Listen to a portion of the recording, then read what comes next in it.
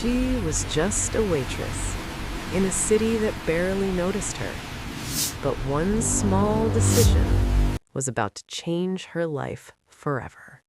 Because the package she returned that night was never meant to be found, and the man waiting for it was not someone you could walk away from. Seoul at night was beautiful. Bright lights, luxury cars, people who looked like they had everything. But for Amara, it was a place that reminded her how invisible she was. She wiped down tables in silence, ignored, overlooked, sometimes mocked. "Hey, foreigner," one customer called out, snapping his fingers. She walked over, head down. "Yes, sir?" He didn't even look at her face. "Clean this properly. You people are always careless." She nodded. No argument, no reaction, because she had learned something very early in life. When you are alone in a foreign country, you survive by staying quiet. But that night, something felt different. She didn't know why. Maybe it was the cold wind outside, or the way the restaurant suddenly felt too quiet. Or maybe it was fate. It was close to midnight when she found it, a small black package, left behind on table 12. At first, she ignored it. Customers forgot things all the time: phones, wallets, even dignity. But something about this one felt wrong. It was too deliberate, too perfectly placed, as if it was left on purpose. She picked it up slowly, light. No label, no name, just a single symbol on the surface. A silver dragon. Her fingers paused, because she had seen that symbol before. Not in real life, but in whispers, in rumors, in stories workers shared when the manager wasn't around. The Black Dragon Syndicate. She froze. Her heart skipped. That wasn't something normal people talked about. That was something you stayed far away from. She should have dropped it, called the manager, walked away. But instead, she turned it over. And that was her first mistake. Because the moment she touched the seal, she heard something. A faint click. Her breath caught. What? She held it closer. Nothing. No sound, no movement. That now, it didn't feel like just a package anymore. It felt like something was inside it, waiting. "Amara." She flinched. The manager's voice cut through the silence. "What are you doing? Finish up and go home." She quickly placed the package in her apron. "Yes, sir." But her mind wasn't at work anymore. It was on that symbol, that dragon, and the strange feeling growing in her chest. That night, she didn't go home immediately. She stood outside the restaurant, holding the package, staring at it. She had a choice: ignore it or return it. But something inside her whispered, if this belongs to who you think it does, you don't want to keep it. So she made a decision. She would return it and walk away. She had no idea that decision had already sealed her fate. The address wasn't written anywhere, but somehow she knew where to go. There was only one place in Seoul rumored to be connected to that symbol, a building no one talked about, a place where even the police looked the other way. She arrived just before 1 a.m., a tall, black building. No signs, no lights, just silence. Her feet slowed. Every instinct told her to turn back, but she had come too far. She stepped forward, one step, then another. And then the doors opened. She froze. No one touched them, no sound. They just opened. A man stood inside, tall, still, watching her. "Why are you here?" he asked. His voice was calm, too calm. Amara swallowed. I found something. Silence. He stepped closer. His eyes dropped to her hands, to the package. Everything changed.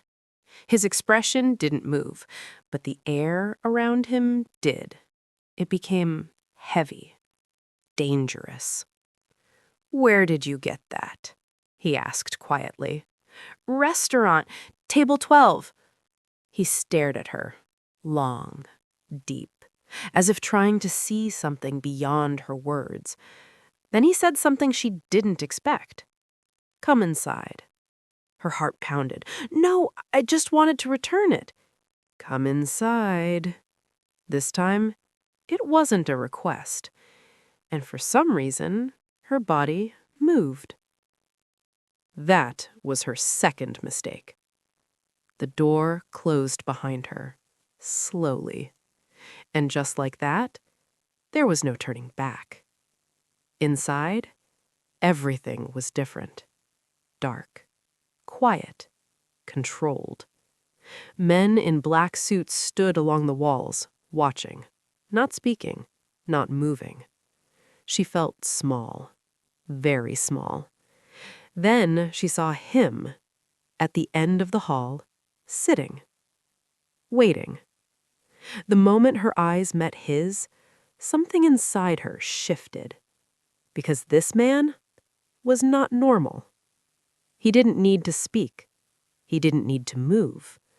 Power surrounded him, like the room itself belonged to him. And in a way, it did. The man beside her bowed slightly. "Boss, she brought it." Silence. The boss looked at her. Not the package. Her. And for the first time that night, Amara felt truly seen. Not as a waitress, not as a foreigner, not as someone invisible, but as someone important. And that scared her more than anything else. "Come closer," he said. Her legs moved before her mind could respond. Step by step, she approached him. Her heart was racing now. Loud. Uncontrollable. She placed the package in front of him. "I didn't open it. I just wanted to return it." Silence. He didn't touch it. Instead, he kept looking at her. And then, he asked a question that made no sense. "Why didn't you keep it?" She blinked. "What?" "You found something valuable," he said. "Something dangerous. Some people would run. Some would sell it. So why did you bring it here?" Her throat tightened. Because she didn't have a smart answer. Just the truth. "I didn't want trouble." A pause. Then something unexpected happened. He smiled. Not wide, not warm, but real. And that changed everything. Because the room shifted. The tension eased slightly. But that wasn't the worst part. What happened next would change her life forever. He finally reached for the package, slowly, carefully, and opened it. Inside was something she didn't expect. Not money, not weapons. A photograph. Old, worn, of a woman. A black woman. Amara's breath caught, because she looked familiar. Too familiar. And the boss noticed. His eyes narrowed slightly. "You've seen her before," he said. It wasn't a question. It was a statement. And in that moment, Amara realized something terrifying. This wasn't about a package anymore. This was about her. And she had just walked into something far bigger than she understood. Too silent. The kind of silence that makes your heartbeat sound loud, even to yourself.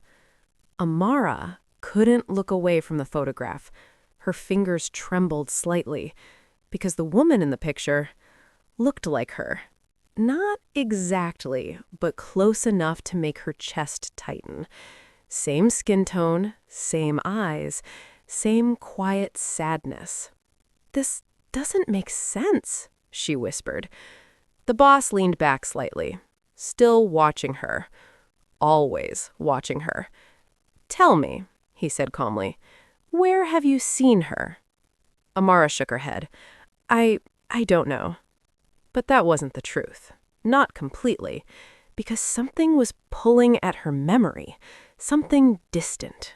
Something she had buried a long time ago. But that wasn't the worst part. The boss slowly turned the photograph toward himself. His expression didn't change, but his eyes did. For a moment, just a moment, there was something there. Pain. And then it was gone. "She disappeared," he said quietly. "Years ago." Amara blinked. "What?" "She came to Korea," he continued, "looking for someone. A daughter." The room felt like it shifted. Amara's heart stopped. "A daughter?" He nodded slowly. "And then," he paused, "she vanished." The word hung in the air, heavy, cold. No one spoke, because everyone in that room understood something Amara was only beginning to realize. People who vanished around men like him didn't just disappear. They were erased. Amara swallowed hard. "Why are you telling me this?" The boss didn't answer immediately. Instead, he leaned forward, his gaze sharpened.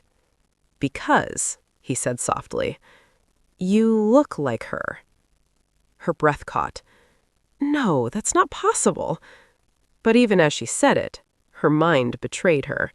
Fragments, memories, broken pieces of childhood. A woman's voice, singing softly. A hand brushing her hair. A face she could never fully remember. Her chest tightened. I grew up in Lagos," she said quickly.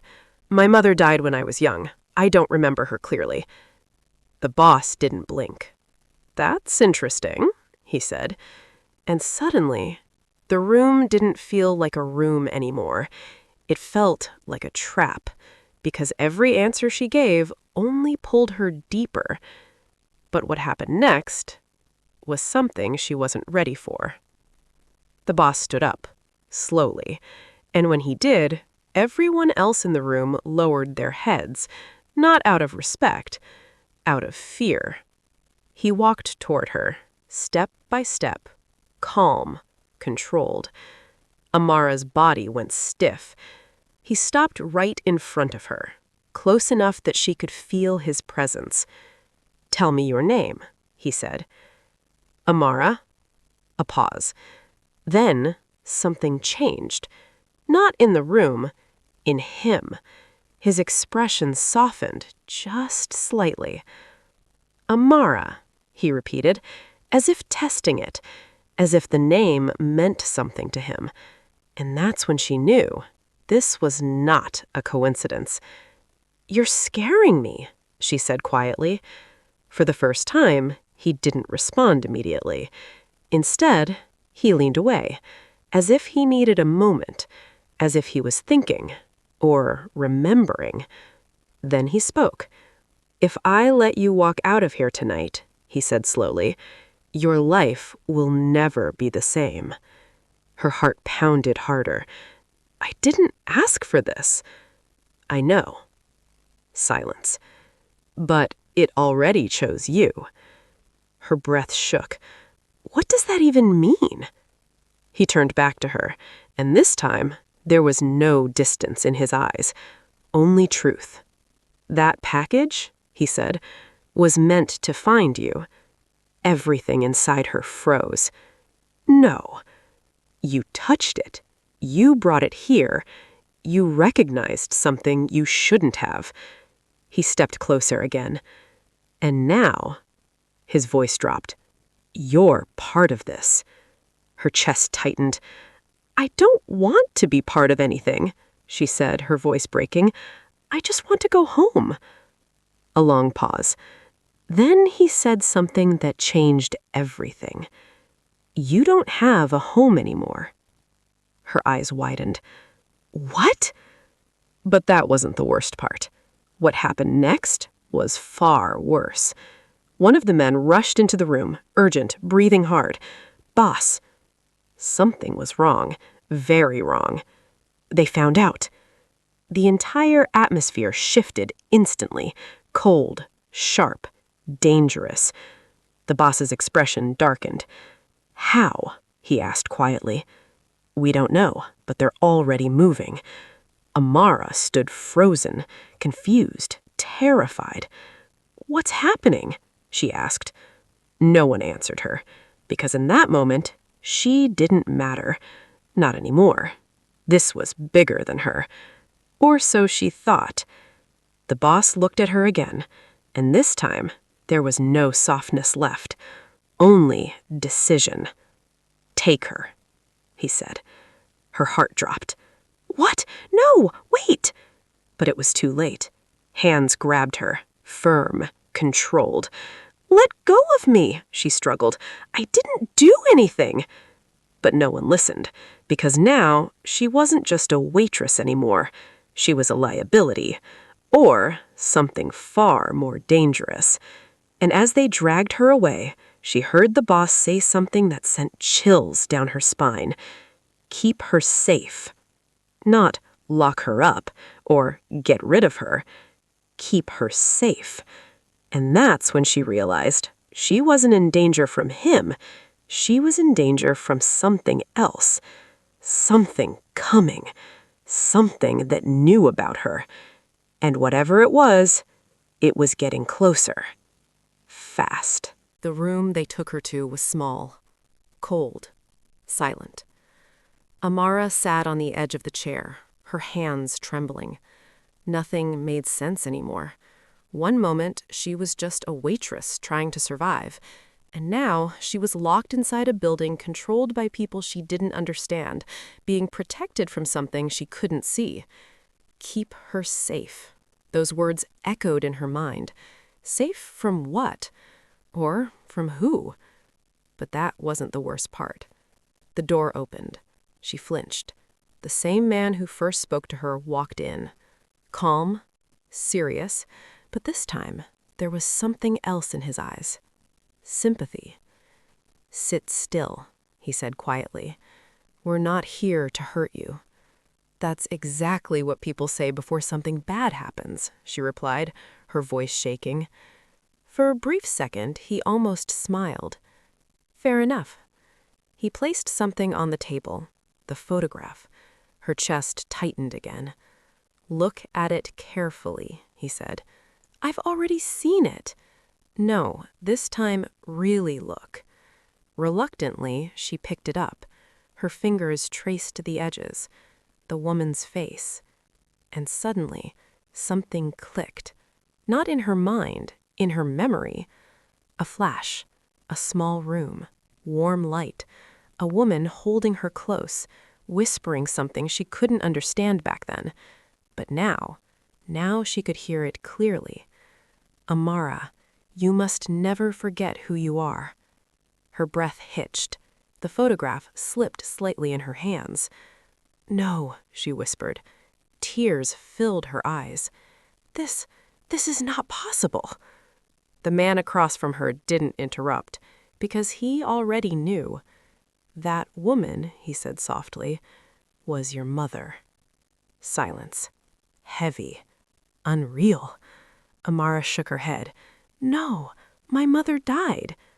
"That's what you were told." Her chest tightened painfully. "Then what are you saying?" A pause. Then, "She didn't die." Everything inside her shattered. "She came here," he continued, "to Korea, to find someone." Her voice broke. "Me?" He didn't answer. He didn't need to, because she already knew. But that wasn't the worst part. The door burst open. Urgent, loud. "Boss wants her, now." The man stood immediately. "Move." Amara's heart pounded violently again. Everything was happening too fast. They led her back through the hallway. But this time, the building didn't feel the same. It felt tense, like something was about to break. She saw more men, more movement, more weapons. Whatever was coming, it was real, and it was close. They entered the main room. The boss was standing now, not sitting, waiting. And when he saw her, his expression changed. Not cold, not distant, but something deeper, something personal. "Leave us," he said. Everyone hesitated. "Boss, I said leave." Silence. Then, one by one, they walked out, until it was just the two of them. Amara stood still, her heart racing. "Who are you?" she asked, her voice barely steady. He didn't answer immediately. Instead, he walked closer, slower than before, more careful, as if she mattered, and that scared her even more. "You already know part of the truth. Then tell me the rest." A long pause, then, "She didn't just come here to find you." Her chest tightened. "Then why?" He looked at her, directly. "Because of me." Silence. "What?" "She came to see me." The world tilted. "You knew her?" "Yes." Another pause. Then the words that changed everything. "I loved her." Her breath stopped, completely. No sound, no movement, just silence. "And she loved me," he continued. The room felt like it was closing in. "Then why did she disappear?" Amara demanded. His jaw tightened. For the first time, he looked angry. Not at her, at something else. "Because someone betrayed us." A beat. "They found out about her." Her heart dropped. "They took her?" Amara's voice broke. "Who?" But before he could answer, gunshots. Loud, violent, close. Amara screamed. The boss didn't move, but his eyes changed instantly. Sharp, deadly. "They're here," he said. And just like that, everything exploded. Men rushed in, shouting, chaos. "Boss, they breached the outer floor. Get her out of here." But he didn't move. He stayed exactly where he was, looking at her. "Listen to me," he said firmly. Her heart was racing too fast to think. "You are not who you think you are." Her breath shook. "What does that mean?" Another gunshot, closer. "You were never just a waitress." The words hit harder than the noise. "You were hidden, protected, from them." Her mind spun. From who? He stepped closer and said the only thing that changed everything. "From the people who took your mother." Silence. Then, "They're not just after me." A pause. "They're after you." Her entire body went cold. "Why?" His voice dropped. "Because this was the truth. The package you brought was a test." Her heart stopped. They wanted to find you. Everything clicked. The symbol, the feeling, the pull. "This wasn't an accident," she whispered. "No, it was never an accident." Another explosion echoed. The building shook. Time was running out, but he didn't leave. Not yet. Because there was one final truth. "You're not just her daughter," he said. Her breath caught. "Then what am I?" He looked directly into her eyes and said, "You're the reason they killed her." Silence. Complete silence. And in that moment, Amara realized something terrifying. This was never her story. It was her destiny. And now there was no running from it. Only one question remained. Would she survive it, or become the next person to disappear? The building shook again, harder this time. Dust fell from the ceiling. Voices echoed through the halls. Gunshots, closer, louder. Amara stood frozen. Her mind couldn't keep up anymore. "You're the reason they killed her." Those words kept repeating, over and over again. "What does that mean?" she shouted. The boss stepped closer. There was no time left. "They didn't kill her because of you," he said. A pause. "They killed her because of what she was protecting." Her chest tightened. "Me?" He nodded. "You were born into something bigger than you understand." Another explosion. The door behind them shook violently. "They're coming!" someone yelled from outside. But he didn't move. Not yet. Because this was the moment everything had been leading to. "Your mother wasn't just a woman," he said. "She was part of a network." Amara blinked. "A network?" He nodded. "A hidden system, built across countries. People who protect information, power, identities." Her breathing became uneven. "And you," a pause, "are the key to it." Silence. "What?" "You were hidden in Nigeria for a reason," he continued. "New identity, new life, no connections." Her voice shook. "I was just a child." "Yes, and they thought you would stay that way." Another loud crash. The door burst open slightly. Men shouted. Chaos spread. "They're inside!" Time was gone. "Listen to me carefully," he said. His voice was calm again, controlled. Because this was his final decision. They will not stop. Her heart pounded violently. "They've been searching for you for years." Her knees felt weak. "Why?" He looked at her, deeply. "Because whoever controls you," a pause, "controls everything your mother protected." The weight of those words crushed her. "I don't want this," she whispered. "I know." Gunshots again, right outside. He stepped even closer, and for the first time, his voice softened. "But this is who you are." Her eyes filled with tears. "I don't know how to be that person." A pause. Then he said something unexpected. "You don't have to." She looked up, confused. "Because I'll make sure you survive long enough to figure it out." Her breath caught. "What are you saying?" But she already knew, and that was the worst part. Outside, the door exploded open. Men rushed in, weapons raised. Different uniforms, different faces. These weren't his men. These were the ones who had been hunting her. "Don't move!" one of them shouted. Everything happened at once. Chaos, noise, fear. Amara's body froze. She didn't know where to look, where to run, what to do. And in that moment, he made his choice. He stepped in front of her, blocking her completely. Gunshots rang out, loud, violent. She screamed, "No!" But he didn't fall. Not yet. Instead, he moved. Fast, precise. Everything about him changed. This wasn't just a powerful man. This was someone who had survived this world for years. He fought back, controlled, deadly. Men dropped, one by one. But there were too many. Always too many. "Go!" he shouted. She didn't move. "I can't leave you! Go!" His voice broke through everything.